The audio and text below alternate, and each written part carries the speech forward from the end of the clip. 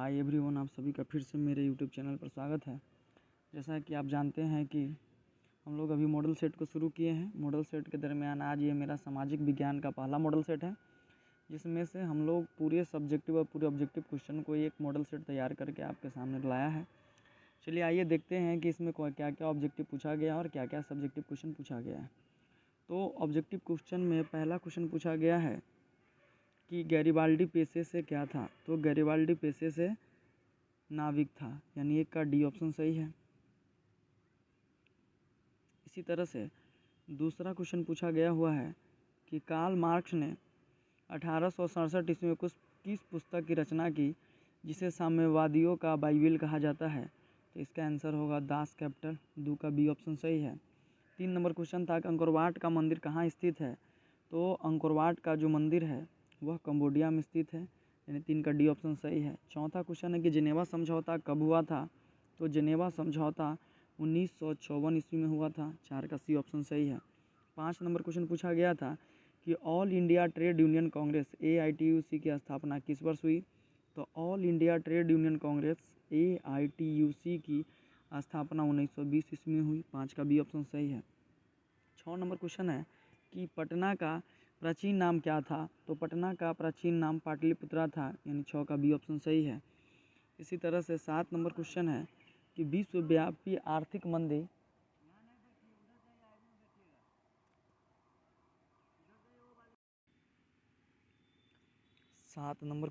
विश्वव्यापी आर्थिक मंदी किस वर्ष आरंभ हुई थी। तो यह 1929 ईस्वी में हुई थी।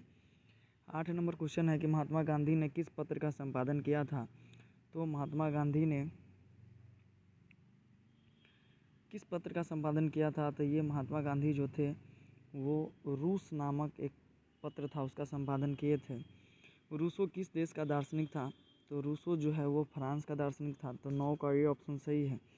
10 नंबर क्वेश्चन है कि जनसंख्या का घनत्व सबसे अधिक है। तो जनसंख्या का जो घनत्व होता है वो महानगर में सबसे अधिक होता है, यानी 10 का डी ऑप्शन सही है। 11 नंबर क्वेश्चन है कि सौर ऊर्जा निम्नलिखित में से कौन संसाधन है। तो सौर ऊर्जा जो है वह पुनर्पूर्ति योग्य संसाधन है, यानी 11 का बी ऑप्शन सही है। इसी तरह से 12 नंबर क्वेश्चन है कि काली मृदा का दूसरा नाम क्या है। तो काली मृदा का दूसरा नाम रेगुर मृदा है, यानी 12 का बी ऑप्शन सही है। 13 नंबर क्वेश्चन है कि बृहद क्षेत्र में जल की उपस्थिति के कारण ही पृथ्वी को कहते हैं। तो बृहद क्षेत्र में जल की उपस्थिति के कारण ही पृथ्वी को नीला ग्रह कहा जाता है, यानी 13 का बी ऑप्शन सही है। 14 नंबर क्वेश्चन है कि भारत का पहला परमाणु ऊर्जा केंद्र कहाँ स्थित है। तो भारत का पहला परमाणु ऊर्जा केंद्र तारापुर में स्थित है, यानी 14 का ये ऑप्शन सही है।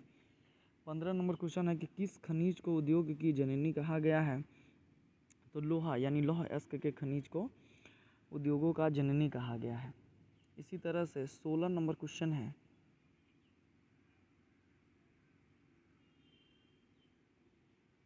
भारत में प्रथम तेल शोधक कारखाना कहाँ स्थित है। तो भारत में प्रथम तेल शोधक कारखाना जो है वह असम के डिगबोई क्षेत्र में हुआ था, यानी 16 का सी ऑप्शन सही है।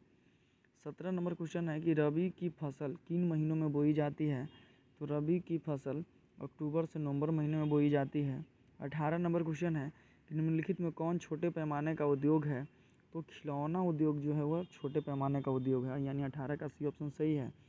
19 नंबर क्वेश्चन है कि भारत अंतर्राष्ट्रीय स्तर पर किस क्षेत्र में महाशक्ति के रूप में अग्रसर है। तो भारत जो है वह सॉफ्टवेयर के क्षेत्र में महाशक्ति के रूप में अंतर्राष्ट्रीय स्तर पर अग्रसर है। 20 नंबर क्वेश्चन है निम्नलिखित में कौन व्यावसायिक फसल नहीं है। तो गेहूं का जो खेती है वो व्यावसायिक फसल नहीं है, 20 का डी ऑप्शन सही है। 21 नंबर क्वेश्चन है औरतों के लिए आरक्षण की व्यवस्था है। तो औरतों के लिए पंचायती राज संस्था में आरक्षण की व्यवस्था किया गया है। 22 नंबर क्वेश्चन है कि पंचायती राज्य के त्रिस्तरीय स्वरूप में इनमें से कौन नहीं है। तो पंचायती राज्य के त्रिस्तरीय स्वरूप में नगर निगम नहीं आता है, ग्राम पंचायत, पंचायत समिति और जिला परिषद आता है। 23 नंबर क्वेश्चन है कि सूचना के अधिकार संबंधी कानून कब बना। तो सूचना के अधिकार संबंधी जो कानून था वो 2005 में बना। 24 नंबर क्वेश्चन है कि दुनिया के कितने देश संयुक्त राष्ट्र संघ के सदस्य हैं। तो पूरी दुनिया में लमसम 206 देश के आसपास में है, जिसमें से 193 देश जो है सो संयुक्त राष्ट्र संघ के सदस्य हैं।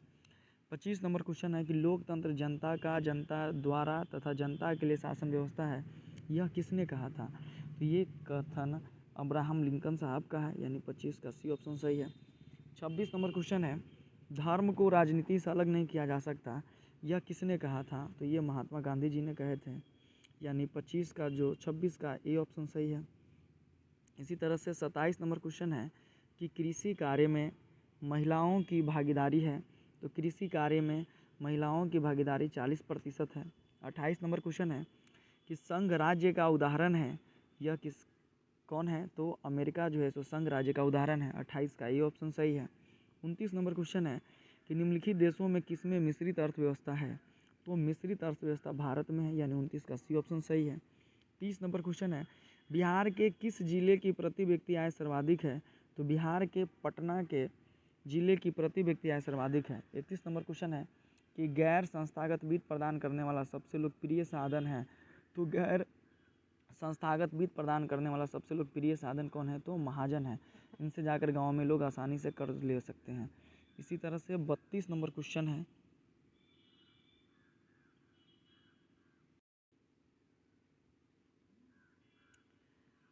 इनमें कौन आर्थिक विकास क्षेत्रों से हैं? तो आर्थिक विकास क्षेत्र से कौन हो जाएगा? तो सहकारी क्षेत्र हो जाएगा। 32 का डी ऑप्शन सही है।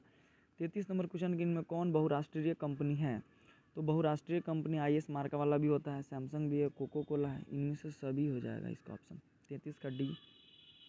आजकल मुद्रा का कौन सा रूप अधिक प्रचलन के रूप में है?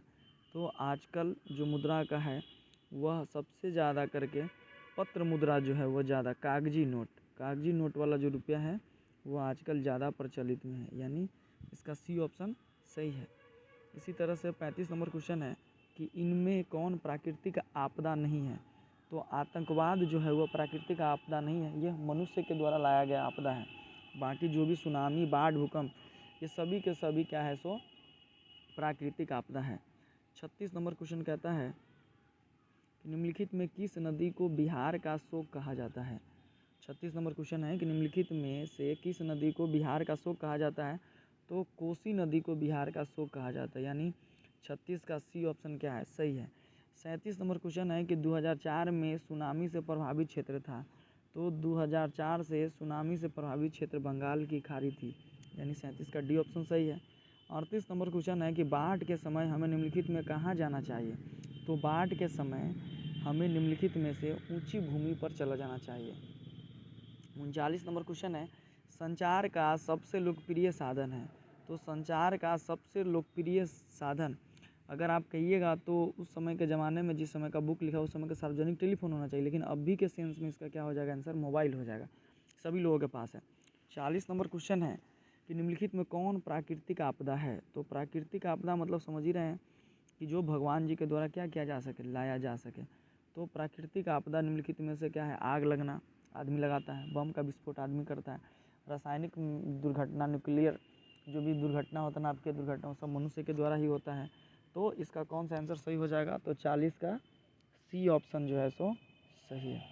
41 नंबर क्वेश्चन है कि निम्नलिखित में से कौन सी प्राकृतिक आपदा नहीं है? तो ये क्वेश्चन देख लिए ध्यान से, सुनामी भी है, बाढ़ भी है, हिमस्खलन भी प्राकृतिक आपदा है, लेकिन ये पूछ रहा है कि नहीं है। तो बिटुमिनस ये क्या है? कोयला का एक प्रकार का क्या है? अयस्क है। 42 नंबर क्वेश्चन है कि सबसे उत्तम किस्म का कोयला होता है, तो सबसे उत्तम किस्म का जो कोयला होता है वो एंथ्रासाइट होता है। 43 नंबर क्वेश्चन निम्नलिखित में से कौन सी स्थिति लोकतंत्र की सफलता के लिए सबसे आवश्यक है? तो मजबूत जनमत, ये जो है सो लोकतंत्र के सफलता के लिए सबसे आवश्यक तत्व है। इसी तरह से 44 नंबर क्वेश्चन है कि नदियों में बाढ़ आने का प्रमुख कारण क्या है? तो नदियों में बाढ़ आने का प्रमुख कारण क्या है? तो जल की अधिकता भी है, नदी के तल में अवसाद का जमाव भी है, वर्षा की अधिकता भी है, उपयुक्त सभी होगा। 44 का डी ऑप्शन सही है। 45 नंबर क्वेश्चन है निम्नलिखित में से कौन सा पंचायती राज व्यवस्था का दूसरा स्तर है? तो पंचायती राज्य का दूसरा स्तर को पंचायत समिति कहा जाता है।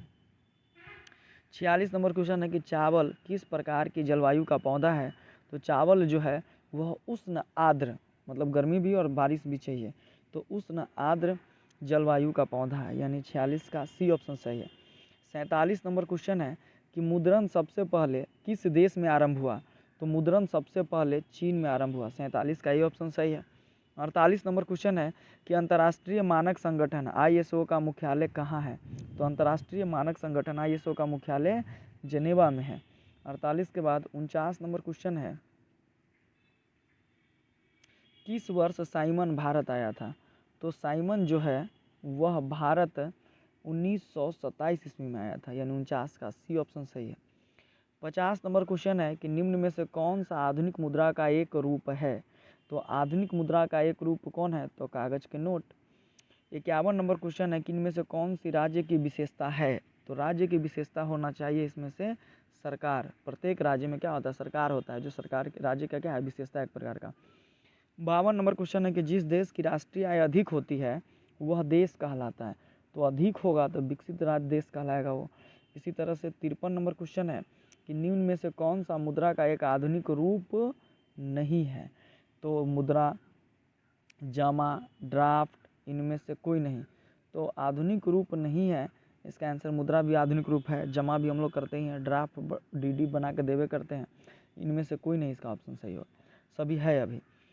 54 नंबर क्वेश्चन है कि 95 स्थापनाएँ किसकी रचनाएँ हैं? तो 95 स्थापनाएँ मार्टिन लूथर किंग की रचनाएँ हैं। 55 नंबर क्वेश्चन है कि गुटेनबर्ग ने सर्वप्रथम किस पुस्तक की छपाई की? तो गुटेनबर्ग ने सर्वप्रथम बाइबल नामक पुस्तक की छपाई की थी, यानी सी ऑप्शन सही है 55 का। 56 नंबर क्वेश्चन है कि अखिल भारतीय किसान सभा का गठन किस वर्ष हुआ था? तो अखिल भारतीय किसान सभा का गठन 1936 ईस्वी में हुआ था। 56 का डी ऑप्शन सही है। 57 नंबर क्वेश्चन है कि परिवहन के साधनों में सबसे सस्ता परिवहन का साधन कौन है? तो सबसे सस्ता परिवहन का साधन जल है। सबसे सस्ता परिवहन का साधन कौन है? तो जल है। 58 नंबर क्वेश्चन है कि भारत में किस राज्य की प्रति व्यक्ति आय सबसे कम है? तो भारत में प्रति व्यक्ति आय बिहार का क्या है? राज्य का सबसे कम है। 59 नंबर क्वेश्चन है किस क्षेत्र को द्वितीयक क्षेत्र कहा जाता है? तो उद्योग क्षेत्र को द्वितीयक क्षेत्र कहा जाता है। 60 नंबर क्वेश्चन है कि विश्व पर्यावरण दिवस कब मनाया जाता है? तो विश्व पर्यावरण दिवस 5 जून को मनाया जाता है। 60 नंबर सही हो, 60 का बी ऑप्शन सही है। 61 नंबर क्वेश्चन है कि कानवार और काबर झील किस जिले में स्थित है? तो कानवार या काबर झील बेगूसराय जिला में स्थित है। 61 का डी ऑप्शन सही है। 62 नंबर क्वेश्चन है कि भारत में Tata hydro electric power station की स्थापना कब हुई?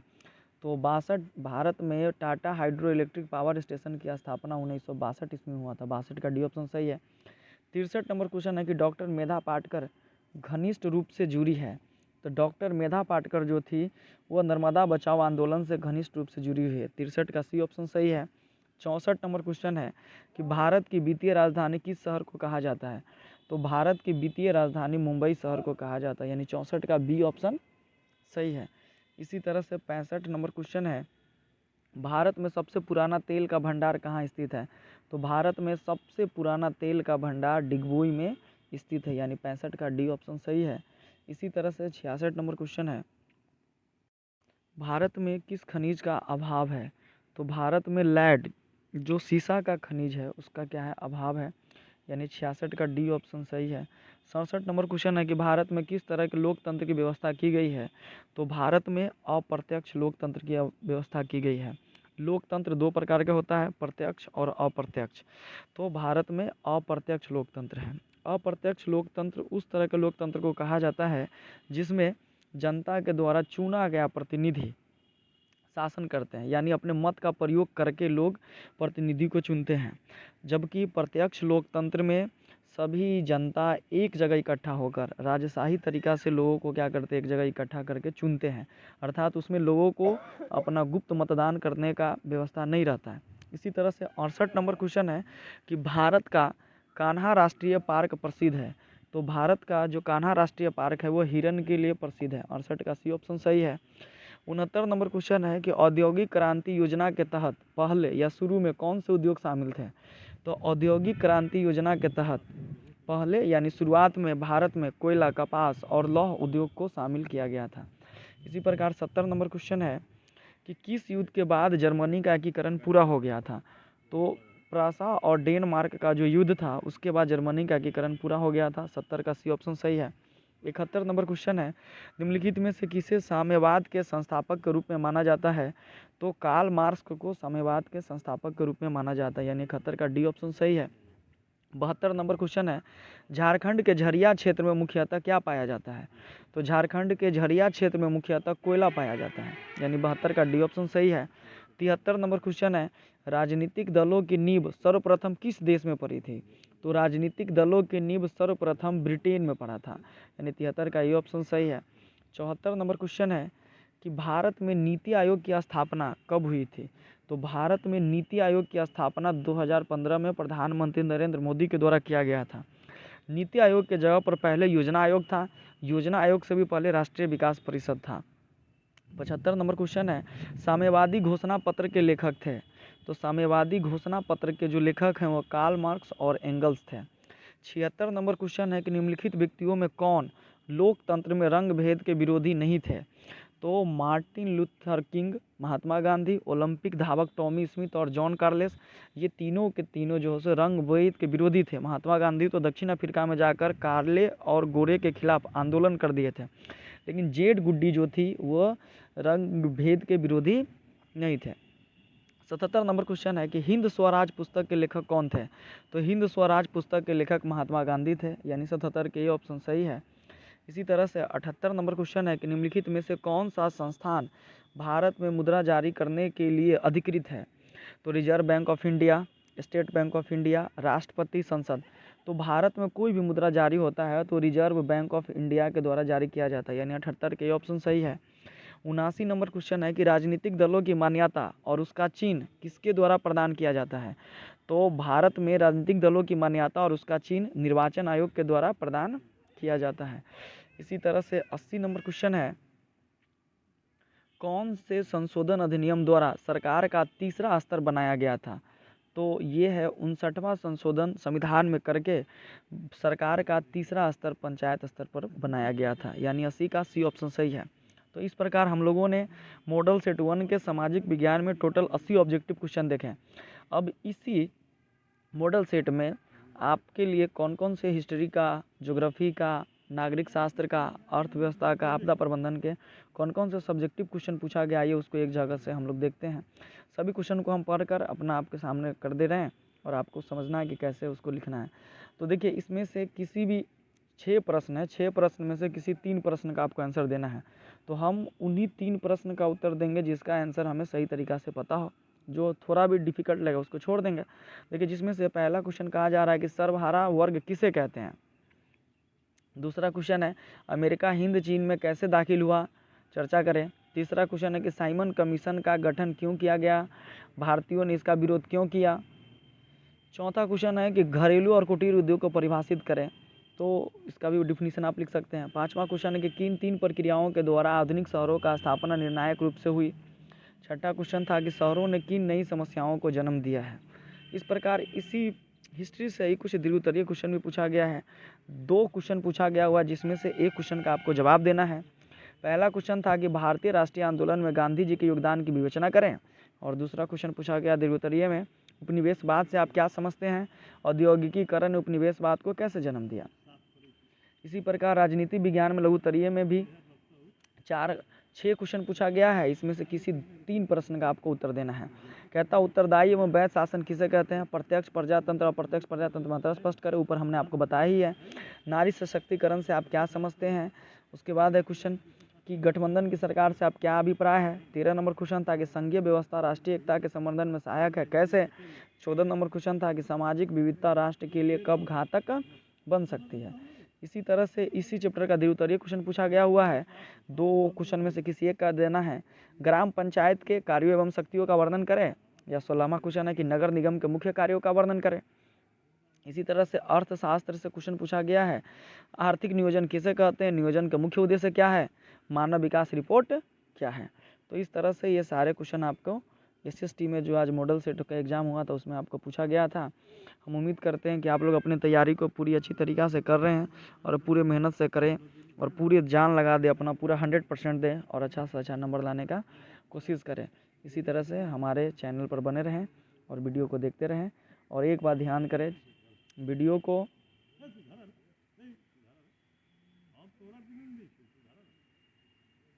ज़रूर करें। धन्यवाद दोस्त वीडियो देखने के लिए।